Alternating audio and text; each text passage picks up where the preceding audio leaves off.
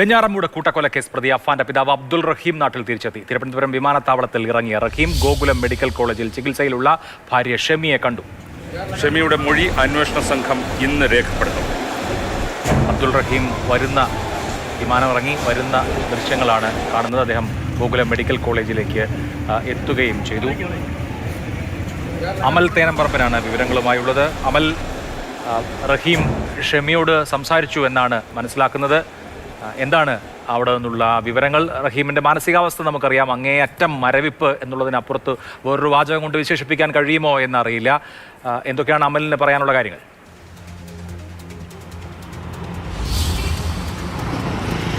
അഭിലാഷ്, ഇതിനു മുൻപും പലവട്ടം തിരുവനന്തപുരം വിമാനത്താവളത്തിലേക്ക് വിദേശത്തു നിന്നും ഈ റഹീം വന്നിറങ്ങിയിട്ടുണ്ട്. പക്ഷേ അന്ന് വന്നിറങ്ങിയപ്പോഴെല്ലാം സ്വീകരിക്കാൻ ഉണ്ടായിരുന്ന കുറേ ആളുകളുണ്ട്.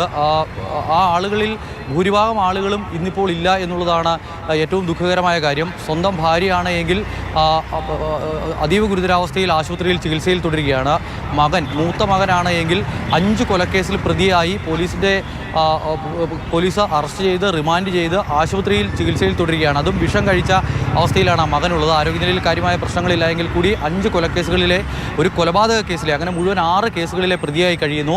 അതോടൊപ്പം തന്നെ ഇളയ മകൻ ഇന്ന് ജീവിച്ചിരിക്കുന്നില്ല, സഹോദരനില്ല, സഹോദരൻ്റെ ഭാര്യയില്ല, അതോടൊപ്പം തന്നെ സ്വന്തം ഉമ്മയില്ല.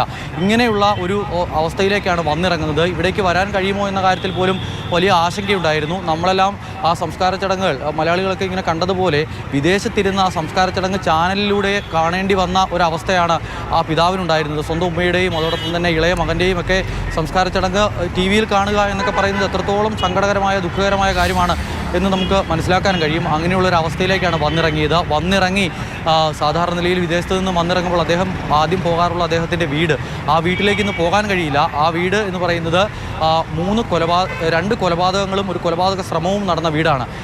സ്വന്തം ഉമ്മയെ തലക്കടിച്ച ഒരു മകൻ ഇട്ട വീട്, അതോടൊപ്പം തന്നെ സ്വന്തം അനുജനെ കൊലപ്പെടുത്തിയ വീട്, പെൺസുഹൃത്തിനെ കൊലപ്പെടുത്തിയ വീട്. ആ വീടിൻ്റെ അകത്തേക്ക് കയറിയിട്ടുണ്ടെങ്കിൽ അതിലെ ദൃശ്യങ്ങളും മറ്റുമൊക്കെ നമ്മൾ കണ്ടതാണ്. രക്തം തളം കെട്ടി കിടക്കാത്ത സ്ഥലങ്ങൾ വളരെ കുറവാണ്, രക്തം ചിതറിച്ചെറിക്കാത്ത സ്ഥലങ്ങൾ വളരെ കുറവാണ്.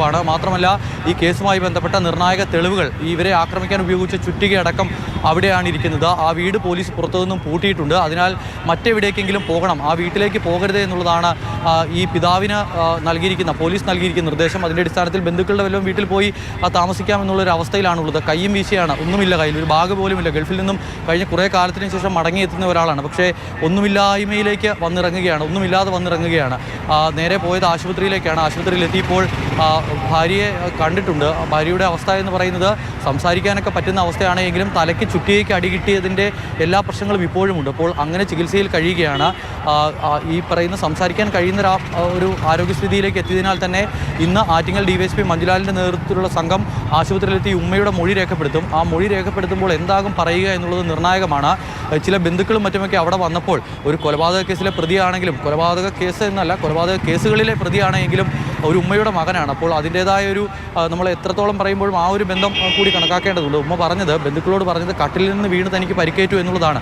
അതിപ്പോൾ ഇത്രയും ആക്രമണം നേരിട്ടതിൻ്റെ ഒരു ആഘാതത്തിൽ പറഞ്ഞതാണോ അതോ മകനെ രക്ഷപ്പെടുത്താൻ വേണ്ടി നടത്തുന്ന ഒരു ശ്രമമാണോ എന്നുള്ള കാര്യത്തിൽ പോലീസിന് സംശയമുണ്ട്. മൊഴിയെടുക്കുന്നതിലൂടെ അക്കാര്യത്തിൽ കൂടുതൽ വ്യക്തത ഉണ്ടാകുമെന്നാണ് കരുതുന്നത്. പ്രതി അഫാനാണ് എങ്കിൽ ഇപ്പോൾ തിരുവനന്തപുരം മെഡിക്കൽ കോളേജിൽ തുടരുകയാണ്.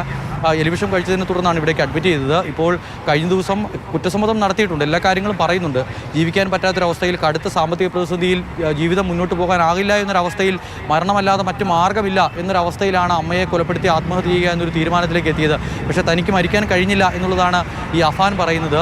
പോലീസിൻ്റെ അന്വേഷണം എന്തായാലും ഇപ്പോൾ പുരോഗമിക്കുന്നുണ്ട്. ഇനിയിപ്പോൾ ഈ ആശുപത്രി അധികൃതരുടെ ഭാഗത്തു നിന്നും അഫാൻ്റെ ആരോഗ്യനിലയിൽ കാര്യമായ പ്രശ്നങ്ങളില്ല, തൃപ്തികരമാണെന്ന് റിപ്പോർട്ട് കിട്ടിയാൽ അഫാനെ കസ്റ്റഡിയിൽ വാങ്ങും. അതിനുശേഷം പിന്നീട് തെളിവെടുപ്പ് അടക്കമുള്ള നടപടികളിലേക്ക് കടക്കാനാണ് പോലീസിൻ്റെ ഇപ്പോഴത്തെ ഒരു തീരുമാനം.